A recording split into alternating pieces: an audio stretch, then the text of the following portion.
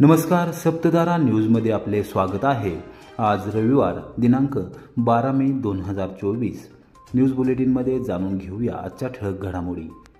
ब्रह्मचैतन्य गोंदवलेकर महाराजांच्या कृपा आशीर्वादामुळे बसचा अपघात होऊन देखील भाविक बचावले। विठ्ठलवाडी गोंदवले बसला दिवेघाटात अपघात, कोणालाही दुखापत नाही। श्री क्षेत्र गोंदवले तालुका मान येथील ब्रह्मचैतन्य गोंदवलेकर महाराज यांचे असंख्य भक्त असून ते दर्शनासाठी राज्याच्या कानाकोपऱ्यातून येत असतात। रविवारी दुपारी 2 वाजण्याच्या सुमारास विठ्ठलवाडी अर्थात उल्हासनगर येथून गोंदवलेकडे जाणारी महाराष्ट्र राज्य मार्ग परिवहन महामंडळाच्या विठ्ठलवाडी आगाराची बस दिवेघाटात स्लिप झाली। मात्र नशीब बलवंतर आणि महाराजांच्या कृपा आशीर्वादामुळे यामुळे एकाही प्रवाशाला दुखापत झाली नाही। बसचे किरकोळ नुकसान झाले। विठ्ठलवाडी आगाराच्या वतीने गोंदवले मार्गावर बस सेवा चालवली जाते। 12 महिने ही बस भाविकांच्या गर्दीने भरलेली असते। रविवारी दुपारी स्वारगेट बस स्थानक ओलांडून बस दिवेघाटात आल्यानंतर अचानक स्लिप झाली। चालकाने प्रसंगावधान राखत बसवर नियंत्रण मिळवले, त्यामुळे मोठा अपघात झाला नाही। विशेष म्हणजे बसमधील एकाही प्रवाशाला खरचटले देखील नाही। बसचे जास्त नुकसान झाले नाही। भाविकांनी अपघातानंतर ब्रह्मचैतन्य गोंदवलेकर महाराजांचा कृपा आशीर्वाद असल्यामुळे अपघातामधून वाचल्याचे सांगितले। महाराष्ट्र राज्य मार्ग परिवहन महामंडळाच्या वरिष्ठ अधिकाऱ्यांनी तात्काळ यंत्रणा हातात घेतली आणि महाकाय क्रेनच्या साहाय्याने बस अपघाताच्या ठिकाणावरून बाजूला केली। एकूणच ब्रह्मचैतन्य गोंदवलेकर महाराज यांच्या कृपा आशीर्वादाची प्रचिती आल्यामुळे भाविकांनी समाधान व्यक्त केले। पराभव दिसू लागल्याने कोरेगावातील विरोधकांकडून रडीचा डाव सुरू। प्रशासनाला हाताशी धरून आमच्या कार्यकर्त्यांवर अॅट्रॉसिटीचे खोटे गुन्हे। दडपशाहीच्या विरोधात तीव्र आंदोलन छेडणार आमदार शशिकांत शिंदे। लोकशाहीच्या माध्यमातून लोकांनी लोकसभेच्या निवडणुकीमध्ये मतदानाचा अधिकार बजावला, त्यानंतर पराभवाच्या भीतीने किंवा विरोधात मतदान केले म्हणून प्रशासनाला हाताशी धरून कोरेगाव मतदारसंघातील आमच्या प्रमुख कार्यकर्त्यांवर अॅट्रॉसिटीचे गुन्हे दाखल करून अन्यायकारकरित्या कारवाई करण्याचे प्रकार सुरू झाले आहेत। निवडणूक झाल्यानंतर कोरेगाव मतदारसंघातील आमच्या विरोधकांना पराभव दिसू लागल्याने त्यांनी प्रशासनाला हाताशी धरून हा रडीचा डाव सुरू केला आहे। अशा दडपशाहीच्या विरोधात रस्त्यावर उतरून तीव्र आंदोलन करावे लागेल, असा इशारा आमदार शशिकांत शिंदे यांनी रविवारी संध्याकाळी 6 वाजता दिला आहे। या संदर्भातील पत्रकात आमदार शशिकांत शिंदे यांनी म्हटले आहे की पोलीस विभागाला बरोबर घेऊन काही जणांवर अॅट्रॉसिटीचे गुन्हे दाखल करून खोट्या केसेस करण्याचा प्रयत्न आमच्या विरोधकांनी सुरू केला आहे। त्यात कोरेगाव पिंपोडे येथील केसेसचा समावेश आहे। मुद्दाम तक्रार करायला लावून आमच्या प्रमुख कार्यकर्त्यांवर गुन्हे दाखल केले आहेत। पोलिसांवर दबाव टाकून असे प्रकार सर्रास कोरेगाव मतदारसंघातील कोरेगाव, पुसेगाव पोलीस ठाण्याच्या हद्दीत सुरू झाले आहेत। त्यावरून अधिकारी कर्मचाऱ्यांना आचारसंहितेची भीती राहिली आहे की नाही अशी शंका उपस्थित होत आहे। पोलीस आणि प्रशासन पूर्णपणे सत्ताधाऱ्यांच्या अधीन राहून काम करत असून हे सर्व चुकीचे आहे। सत्तेच्या दबावाखाली किती राहायचे? सत्ता येते आणि जाते, परत आमची सत्ता आल्यानंतर काय करणार, असा प्रश्न शशिकांत शिंदे यांनी उपस्थित केला आहे। रेवडी येथील चेअरमन यांनी विरोधात काम केले म्हणून आचारसंहिता असतानाही तेथील संचालकांनी अविश्वास ठराव दाखल केला आणि त्यावर सहाय्यक निबंधकांनी देखील तात्काळ 2 दिवसात कार्यवाही करून अविश्वास ठराव मंजूर देखील केला। आचारसंहिता लागू असताना अशा प्रकारची कार्यवाही करणे योग्य आहे का?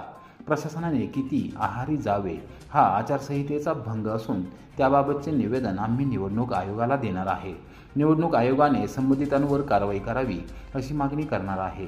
निवडणूक आयोग गांभीर्याने दखल घेईल अशी अपेक्षा आहे। कारवाई न झाल्यास आम्ही कायदेशीर मार्गाने आवाज उठवणार आहोत।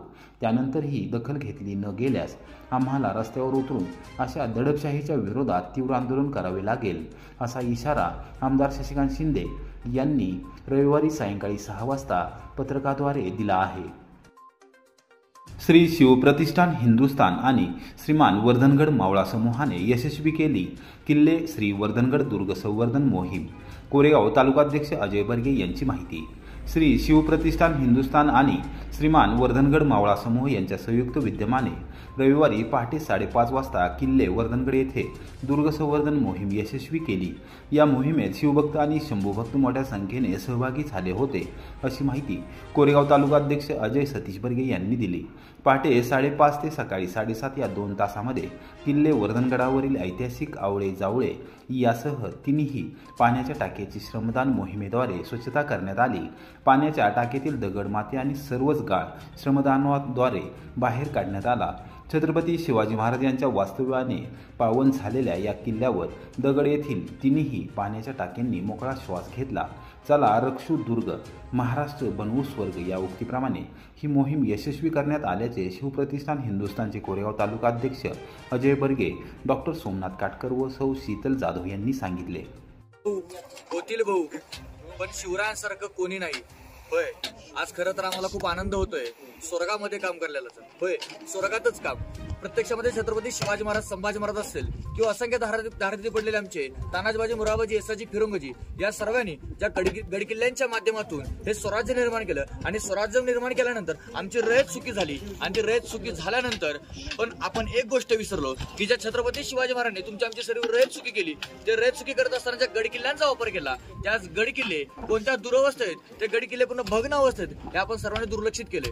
परंतु आज या ठिकाणी आपण पाहू शकतो की आज आम्ही या पहाटेच्या वातावरणामध्ये सातारा जिल्ह्यातील किल्ले वर्धनगड, होय किल्ले वर्धनगड तो हाच आहे। या किल्ले वर्धनगडावरती प्रत्यक्षामध्ये छत्रपती शिवाजी महाराज 15 दिवस वास्तव्यास होते। म्हणजे प्रत्यक्षामध्ये या गडकिल्ल्याला, इथल्या मातीला, इथल्या दगडाला छत्रपती शिवछत्रपतींचा पदस्पर्श झालेला आहे। आणि या पावनभूमीमध्ये आज आम्ही सर्व शिवपाईक, शिवमावळे, शिवभक्त सर्वजण या ठिकाणी आपण पाहू शकतो की वर्धनगडावरतील जे काही पाण्याचे टाके, ते पाण्याच्या टाक्यांना मोकळा श्वास देण्याचं काम आमच्या सर्वांच्या माध्यमातून होत आहे। या ठिकाणी श्रीमान वर्धनगड मावळा समूह यांच्या वतीनं, त्याचबरोबर शिवप्रतिष्ठान हिंदुस्थान या सर्वांच्या वतीनं सर्वजण एकत्र मिळून खांद्याला खांदा लावून, जसं शिवछत्रपतींच्या वेळी परमपवित्र भगवद्गीतेच्या छत्रछायेखाली सर्वजण गुण्यागोविंदाने नांदले होते, त्याच पद्धतीने या ठिकाणी आपण पाहतोय की सर्वजण मोठ्या संख्येने श्रमदान करून या गडावरील पाण्या टाक्यांना मोकळा श्वास देत आहेत।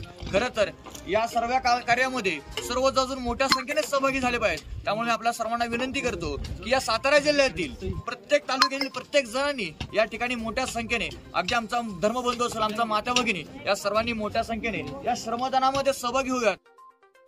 अवकाळी पाऊस व वादळी वाऱ्यामुळे सडा वाघापूर येथे झालेल्या नुकसानीची पालकमंत्र्यांकडून पाहणी, तात्काळ मदत देण्याबाबत संबंधित अधिकाऱ्यांना दिले आदेश। सडा वाघापूर तालुका पाटण येथे 10 मे रोजी झालेल्या अवकाळी पाऊस व वादळी वाऱ्यामुळे काही घरांची पडझड होऊन नुकसान झाले आहे।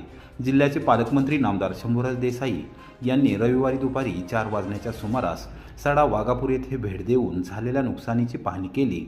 यावेळी त्यांनी अत्यंत बारकाईने नुकसानीची माहिती घेतली आणि नुकसान भरपाईबाबत संबंधित अधिकाऱ्यांना सूचना दिल्या। या प्रसंगी संबंधित विभागाचे अधिकारी आणि ग्रामस्थ यावेळी उपस्थित होते।